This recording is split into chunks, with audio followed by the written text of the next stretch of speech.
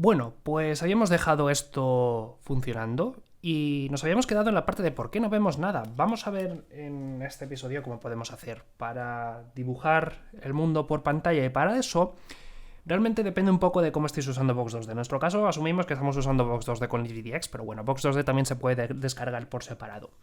El caso es que Box 2D es una librería un poco interesante porque todo está hecho para funcionar de forma lógica, es decir, actualizamos cosas, simulamos físicas, pero al final lo que nos va a interesar de Box 2D es obtener posiciones, coordenadas y todo eso para poder usarlo con los objetos que ya tengamos. Es decir, el caso de uso normal de Box 2D, cuando ya lo integremos con Steam 2D, va a ser simular las cosas, obtener las posiciones y dárselas a los actores para que los actores se dibujen. Pero como ahora mismo no tenemos actores ni nos interesa hasta que lo mezclemos, necesitamos una forma de al menos ver cajitas con todo lo que vayamos creando.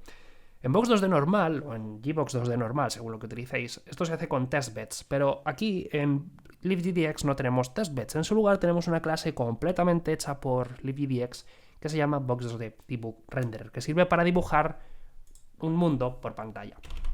Así que lo que voy a hacer primero es crear mi instancia de Box 2D Debug Renderer, se llama Renderer, y ahora lo que voy a hacer es instanciarlo, que es muy fácil porque el Box 2D Debug Renderer no tiene parámetros.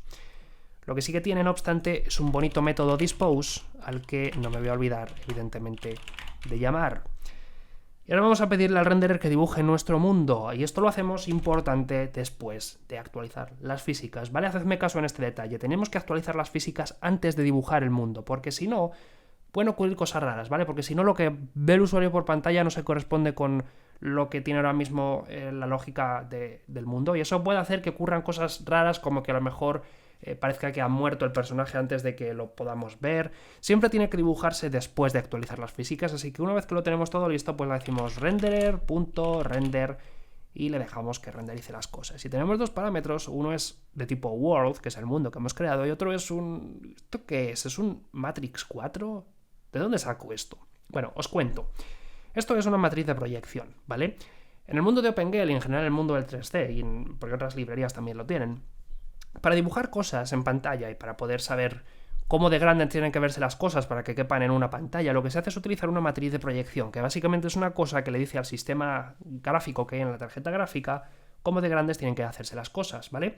Esto es muy teórico, esto es OpenGL puro y duro, así que tampoco merece la pena dedicarle mucho tiempo porque es complejo de comprender, sobre todo si nunca habéis trabajado con este tipo de cosas, pero bueno, básicamente necesitamos de alguna forma generar una matriz que le diga a OpenGL cómo de grandes y de pequeñas tienen que verse las cosas. Y para ello tenemos varias opciones. Una es utilizar un SpriteBatch, que es lo que hemos estado usando hasta ahora, que ya tiene su propia matriz de proyección y que ya lo hace todo por nosotros, pero esta vez no nos queda otra que hacerlo por nuestra cuenta.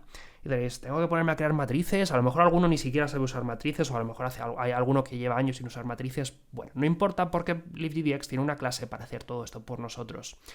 Y es que en OpenGL es normal utilizar cámaras, no cámaras como las que tenemos en el mundo real, pero cámaras que son estructuras de datos con ancho, alto, zoom, y que a gusto nuestro generan matrices de proyección válidas para utilizar, por ejemplo, con el renderer o para utilizar con otras cosas de OpenGL. Así que lo que vamos a hacer es crear una cámara de tipo orthographic para que la podamos usar en un mundo 2D, ¿vale? Las orthographic son 2D, porque son proyección ortográfica. Si quisiésemos otro tipo de proyección tendríamos que usar otro tipo de cámara, pero para algo 2D nos basta con esta. Simplemente la creo. Y en el caso del constructor le tengo que decir el ancho y el alto que queremos que tenga la cámara. Por el momento vamos a decirte las dimensiones de la pantalla. Por ejemplo, graphics, get width y GDX graphics get height. ¿De acuerdo? Y una vez que lo tengamos hecho, lo que podemos hacer es simplemente decirle al renderer que, oye, renderiza el mundo world usando la matriz de proyección de mi cámara, a la cual accedo con camera.combined. ¿De acuerdo?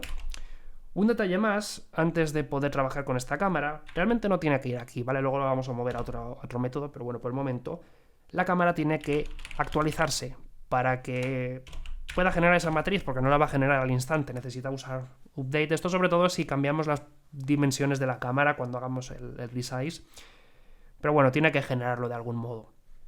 Entonces, esto es el código que tendría que venir. Siempre el renderer, siempre la cámara, que sabe cómo dibujarlo, un update y finalmente render. Vamos a dibujar el mundo que tenemos ahora mismo por pantalla para que veamos cómo esto, al menos como mínimo, compila y no falla. Pero ¿Alguien ha olvidado dar a luz o algo? Bueno, lo que ocurre es que ya tenemos nuestro renderer mostrado, pero evidentemente nos faltan cuerpos que representar. Así que vamos a ver cómo representar los cuerpos, como por ejemplo el actor, los enemigos, el suelo, todo eso. Vamos a ver cómo hacer, por ejemplo, un personaje.